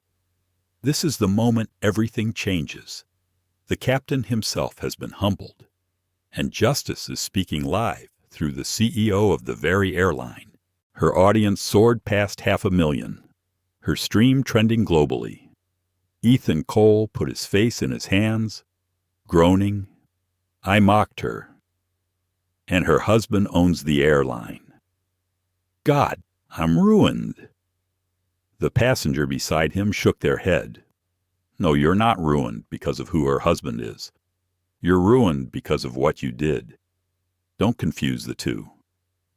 Ethan looked up, shame burning deeper. Naomi overheard, but said nothing. His guilt was his own burden to carry now. Madison buried her face in her hands, rocking slightly. This isn't fair. It's not fair. I worked too hard for this to be taken away by her.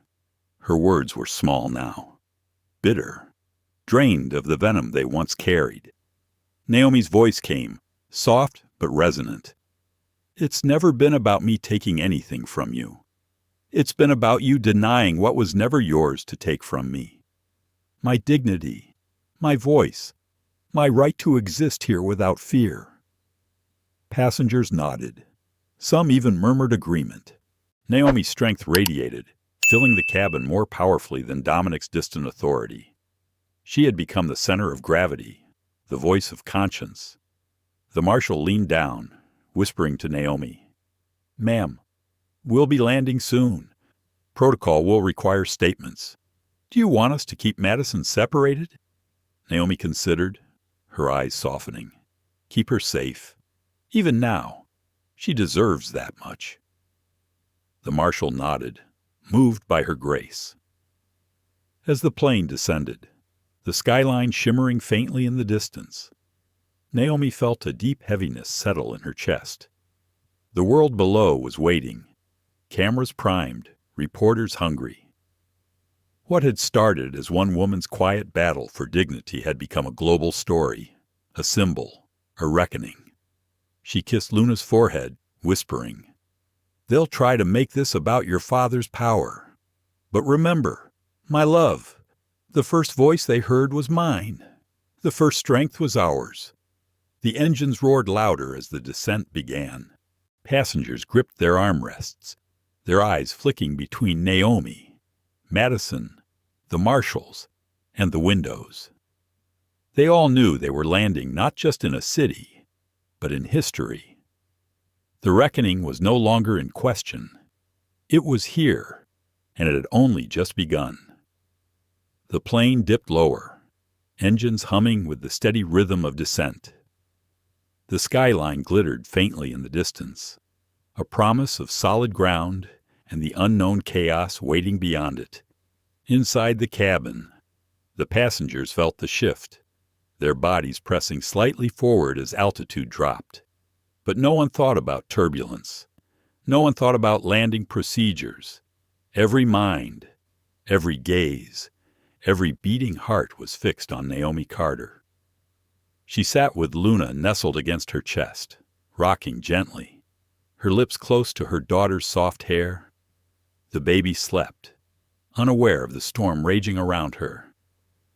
Naomi's eyes were open but distant, staring past the seat in front of her, past the cabin itself, into something deeper. She was rehearsing in silence, not speeches, not declarations, but the weight of survival, the gravity of truth. Sophia Ramirez whispered into her phone, voice hushed but electric. "We're descending. You guys, this is it. When those wheels touch down, history is waiting. Look at her, Naomi Carter. Calm, unbroken. She's about to walk off this plane and into a storm she never asked for, but one she'll own." Her live stream ticked past 600,000 viewers, the comments a blur of fire emojis, hearts, and words like icon and queen. Madison Clark sat hunched in her seat, hands twisted together, her face pale and slick with sweat. She had stopped scrolling her phone. She couldn't bear to see more of the avalanche burying her name. Every notification felt like a dagger. She had built her life around discipline, order, control, and all of it had unraveled in a single flight. Now she was reduced to a figure of disgrace, waiting for judgment at the gate. Captain Gerald Whitman's voice crackled over the intercom, brittle but forced into composure. "Ladies and gentlemen, we will be landing shortly. Please remain seated. Seatbelts fastened. Security personnel will be boarding upon arrival. We thank you for your cooperation." The words felt hollow. No one thanked him in return. The authority he once commanded had evaporated, and every passenger knew it. Ethan Cole rubbed his face, his phone buzzing with alerts. His name had joined Madison's online, passengers pointing him out as the man who had mocked Naomi. Headlines were beginning to include his tweets, screenshots plastered across social media. He muttered to the man beside him, "I'll lose everything. My clients, my job, my reputation. I don't know how to come back from this." The other man shrugged coldly. "Maybe you shouldn't come back the same way. Maybe you should come back better." Naomi overheard, her expression unreadable. She didn't care about his reputation. She cared about her daughter's future, about dignity for those who couldn't yet defend themselves. Still, she understood what guilt looked like when it stripped someone raw. She had seen it before. The plane's wheels screeched against the runway, the jolt shaking everyone in their seats. A murmur swept through the cabin relief. Fear, anticipation. Phones were held high, cameras recording, fingers typing furiously. They were no longer passengers on a routine flight. They were witnesses to an unfolding reckoning.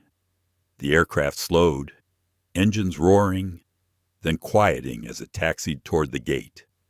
Out the windows, flashing lights appeared airport police vehicles, security vans, news helicopters circling overhead. The world had gathered for this landing. Naomi felt her chest tighten. She whispered into Luna's ear, "It's going to be loud out there, my love, but we'll walk together, always together." The baby stirred slightly, then sighed, still lost in innocent dreams. As the plane rolled to a stop, the air inside thickened. The marshals stood, their posture alert. Passengers craned their necks, whispering, their faces pale with awe. This wasn't just a landing. It was an arrival into history. The intercom clicked again, and Captain Whitman's voice sounded strained. "Remain seated until instructed. Law enforcement will be boarding. Do not interfere." The door opened with a hiss, and uniformed officers streamed in. But instead of marching toward Naomi, they moved directly to Madison. The sight was undeniable, an authority figure being treated as the offender. Gasps echoed, phones recorded, some passengers even applauded. Madison shrank back, her voice breaking. "No, please, I didn't mean for it to go this far. I was just—" Her words dissolved into sobs as officers gently but firmly escorted her forward. Her eyes darted wildly, landing on Naomi. "Please, say something. Don't let them do this to me." Naomi's heart clenched. She had no desire to see another human broken, but she also knew silence had nearly destroyed her once already. She spoke softly, her tone even. "I will not stop consequences. You must face what you chose." Madison's knees buckled as she was led off the plane. The door closed behind her, leaving a heavy silence in her wake. The officers then turned toward Naomi, but their posture shifted gentle, respectful. "Mrs. Carter," one said quietly. "Mr. Carter has requested we escort you and your daughter personally. The media presence is significant. We'll shield you as best we can." Naomi nodded, rising slowly, adjusting Luna in her arms. Her legs trembled, but her resolve did not. She turned to the passengers, her gaze sweeping across them. Some met her eyes with shame, others with admiration. Helen Morris clutched her purse tightly, her voice trembling. "I was wrong about you. I judged too quickly. Forgive me." Naomi held her gaze for a long moment, then said simply, "Grow from it." She turned away, not out of cruelty, but out of necessity. She could not carry everyone else's redemption tonight. As she moved toward the door, the passengers broke into applause, Not polite, not tentative, but thunderous. The sound swelled, filling the cabin, a collective acknowledgement of her strength. Sophia's live stream captured it all, her voice breaking. They're applauding her. They're applauding Naomi Carter. Remember this moment. Remember it forever. The door opened, and light flooded in. Outside, the jet bridge was packed with cameras, microphones, flashing bulbs. Voices shouted Naomi's name, questions overlapping in a chaotic roar. Naomi, what happened on that flight? Naomi, do you feel vindicated? Naomi, what do you want Skylink to do? Naomi paused just inside the doorway. Luna cradled in her arms. She took a deep breath, her shoulders rising, her spine straightening. She would not be rushed, not be swallowed by the noise. She stepped forward, her voice calm but resonant, carrying over the din. My name is Naomi Carter. I am a mother. I am a woman. I was struck while holding my child. I was humiliated, silenced, nearly erased, but I am still here, and I will not be quiet. Not for myself, not for my daughter, not for anyone who has ever been told they don't belong. The crowd roared, reporters shoving microphones forward, flashes blinding. Sophia's stream hit 700,000 viewers, her chat exploding in all caps. The world had heard Naomi, and they weren't letting go. Dominic Carter appeared then, flanked by aides, his face a mask of fury and sorrow. He reached Naomi, his hand trembling as he touched her shoulder, his eyes wet as they met hers. You should never have had to endure this. Not on my airline, not anywhere. Naomi's gaze softened. It wasn't your airline that struck me. It was people. People who believed they had the right to strip me of dignity. That's what has to change. Dominic nodded, his jaw tight. He turned to the cameras, his voice hard. There will be accountability. Skylink will not hide. But tonight, remember this. The strength you see is not mine. It is hers. Naomi looked at Luna, then at the sea of cameras. She whispered so softly only her baby could hear. We've landed, little one, and the world is listening. The night after the landing was unlike any other. News outlets ran nonstop coverage, anchors debating, commentators dissecting every frame of footage from Skylink Flight 37. Clips of Naomi Carter speaking with Luna in her arms played on a loop, her words echoing across living rooms, phone screens, and public squares around the world. I will not be quiet. Not for myself, not for my daughter, not for anyone who has ever been told they don't belong. Those words became more than a statement. They became a rallying cry. By morning, the hashtags had reached millions. Protests formed outside Skylink offices across the country. Signs reading, "Justice for Naomi and dignity can't be denied." Civil rights organizations demanded investigations.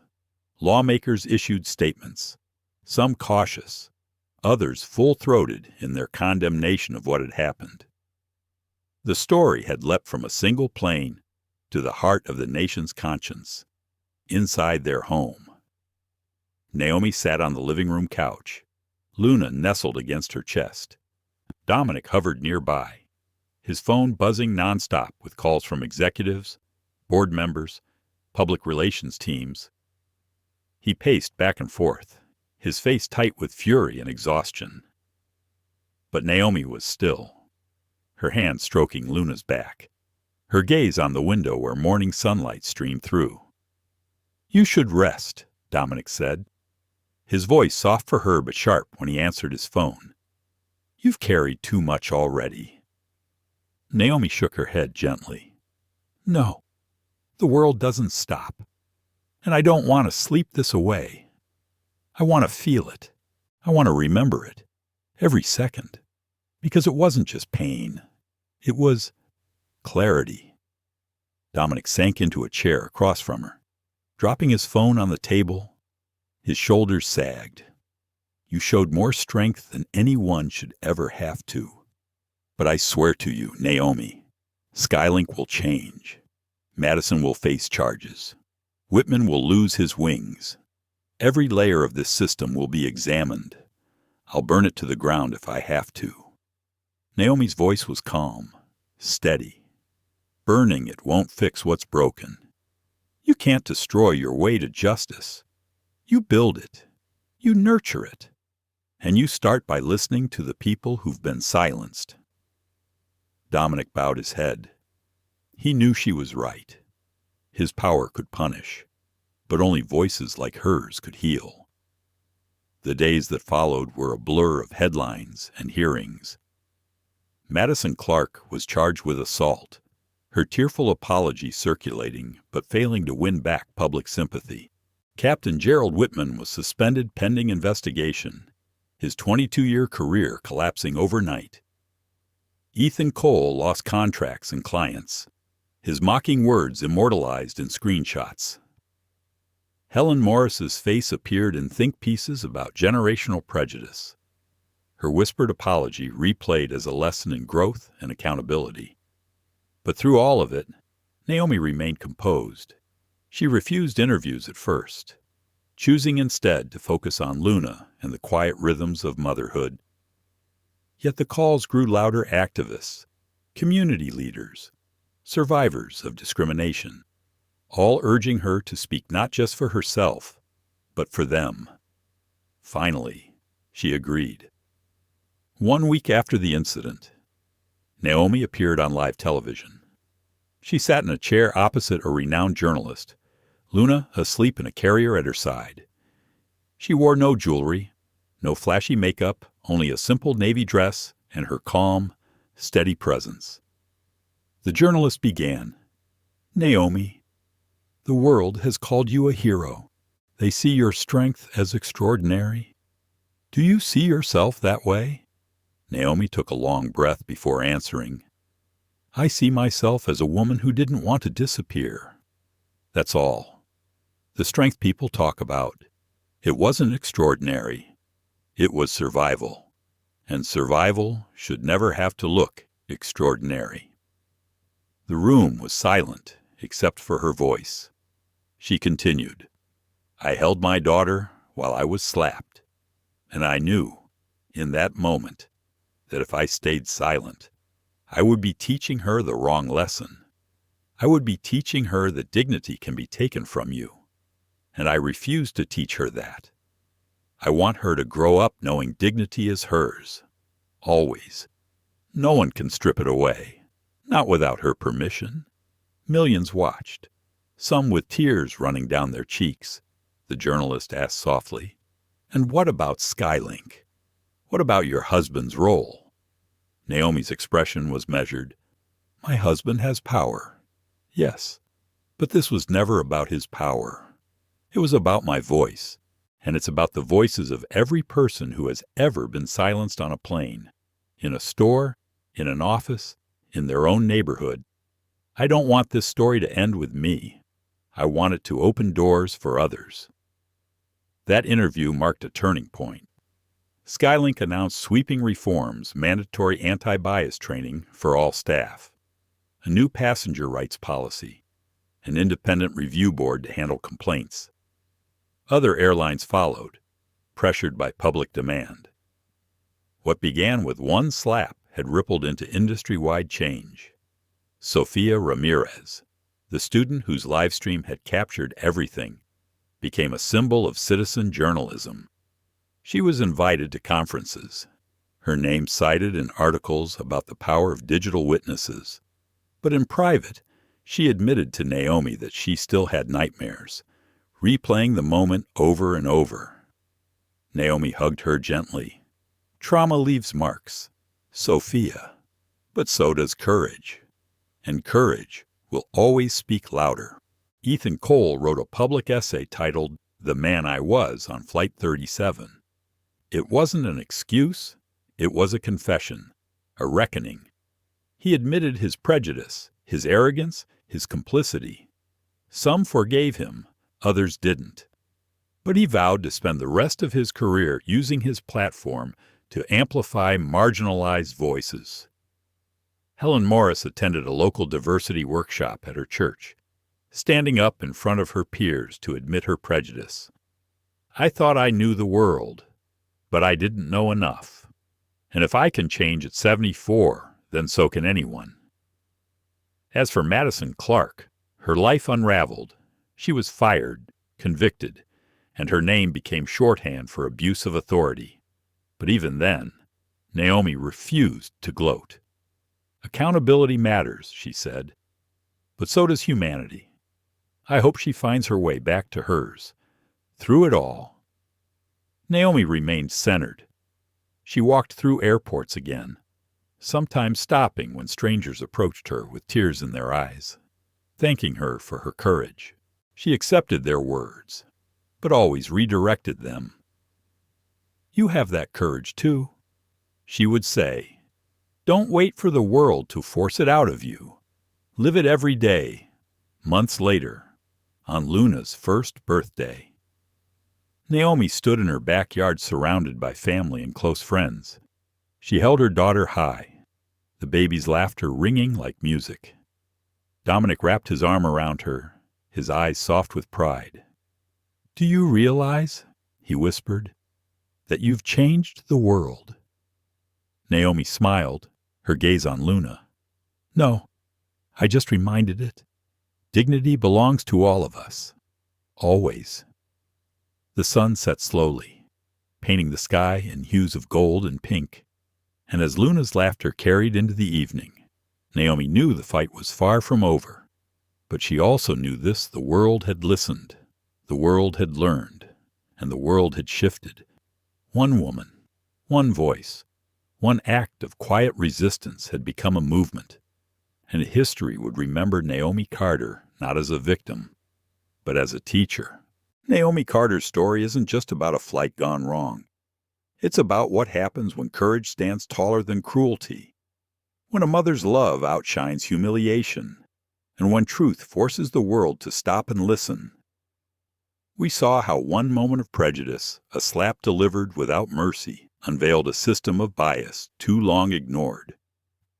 We witnessed the unraveling of authority, the shame of bystanders, and the redemption of a voice once silenced. And in Naomi's calm defiance, we were reminded of something timeless. Dignity is not granted by others. It is ours by birthright.